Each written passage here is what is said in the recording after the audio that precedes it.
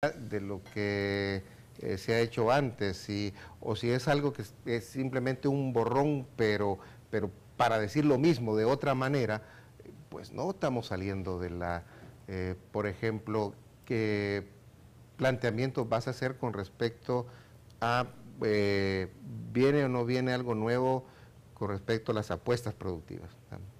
¿Será algo diferente a lo que le hemos apostado?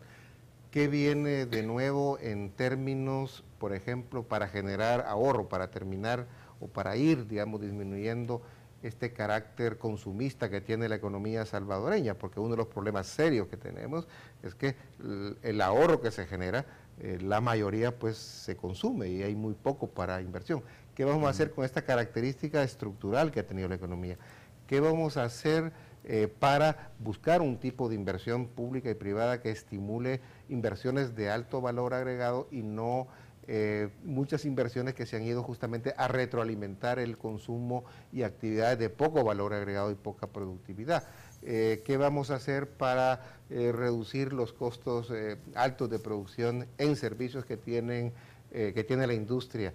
¿Qué vamos a hacer para hacer que el crédito baje a los pequeños y medianos? ¿Qué vamos a hacer para integrar el país no solo hacia afuera, sino integrarlo territorialmente? No sé, porque bueno, ese es un elemento que puede ser totalmente novedoso, es decir, la descentralización de la inversión, la integración territorial económica del país.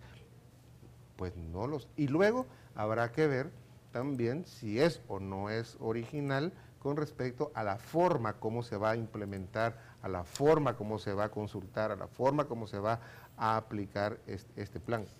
A ver, no tenemos... Ricardo, ¿qué piensas de lo que dice Silvia Quintanilla? Dice, la economía no arranca en este país debido a la falta de confianza en el gobierno. Los microempresarios tenemos miedo con la delincuencia e invertir cuando no sabemos el rumbo que lleva nuestro país. Además, el continuo choque del gobierno con la Asamblea Legislativa asusta, pues nunca se habían visto tantos vetos a cada rato, como que no hay sincronía, dice, entre las fuerzas sociales. Eso desacelera la inversión en nuestro país. Es demasiado dramático este planteamiento. Pero vaya, pero el planteamiento de ellos tiene bastante fundamento. Es decir, cuando tú quieres hacer una inversión en un país, en un mercado, evalúas el rendimiento y el riesgo. Y el riesgo de un país puede aumentar o disminuir dependiendo cómo los actores entiendan. Cuando nosotros vemos que los poderes públicos tienen que tener discrepancias, pero si esas discrepancias las resuelven peleando o las resuelven conversando, eso hace una gran diferencia.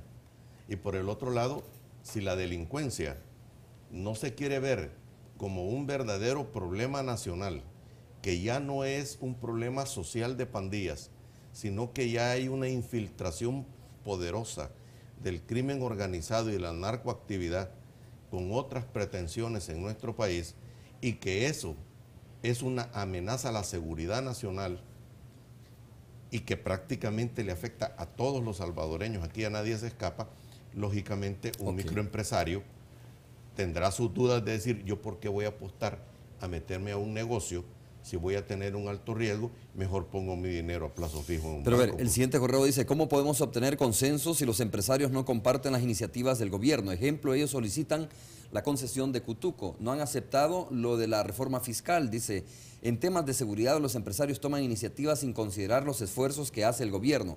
Por otro lado, ¿cómo pueden haber consensos? El presidente elimina la partida de nacimiento y otros no aprueban tal medida, dice Roberto. Esto, según ella dice, hace difícil, ¿no?, conciliar. Si no puedes conciliar estas cosas, que son el diario comer, el diario vivir, ¿cómo puedes, dice, conciliar un plan de nación, por ejemplo?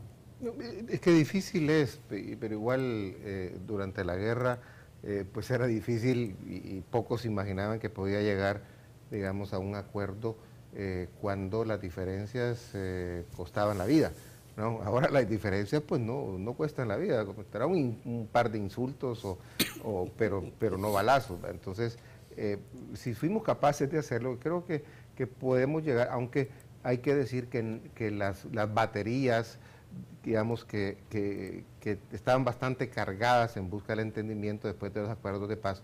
Yo me recuerdo que hubo como mucha energía favorable para buscar entendimientos, se nos fue agotando. En el periodo de Flores eso se deterioró bastante.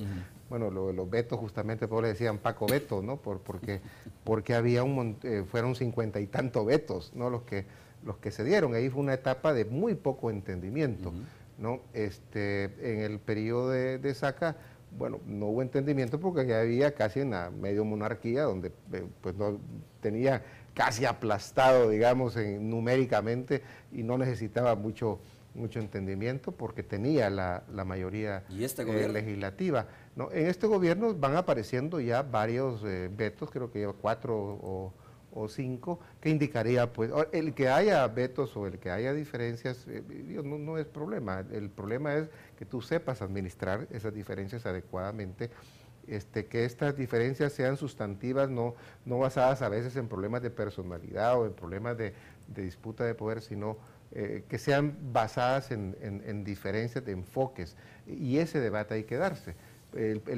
Tenemos que acostumbrarnos. Yo creo que el país ha ganado bastante en términos de debate y hay diferencias. A mí no me preocupa que hayan claro, cuando ya es demasiado, cuando ni siquiera en cosas pequeñas podemos internarnos, las escuchas telefónicas, por ejemplo, ¿cuánto cuesta algo que todos estamos de acuerdo? Hemos estado de acuerdo, y eso es importante, en que hayan consejos plurales en este país. Casi todos han declarado su amor a la ley de transparencia y acceso a la información, ¿no? Pero a la hora de las horas, pues nadie se acuesta con ella, ¿verdad? Todos quieren una ley de escuchas telefónicas, pero ¿cómo cuesta ponerse de acuerdo? Pero ya en los detalles, ahí ya entra. Entonces, eso sí, lo que nos está denotando que hay una falta a veces de voluntad y de madurez para buscar esos entendimientos. El que existen las diferencias, como digo, no es un problema, no, es el tipo de diferencias, el por qué tienes la diferencia y la madurez para enfrentarlas, ¿no? Hagamos la última pausa, regresamos en breve para ir despidiendo nuestro programa.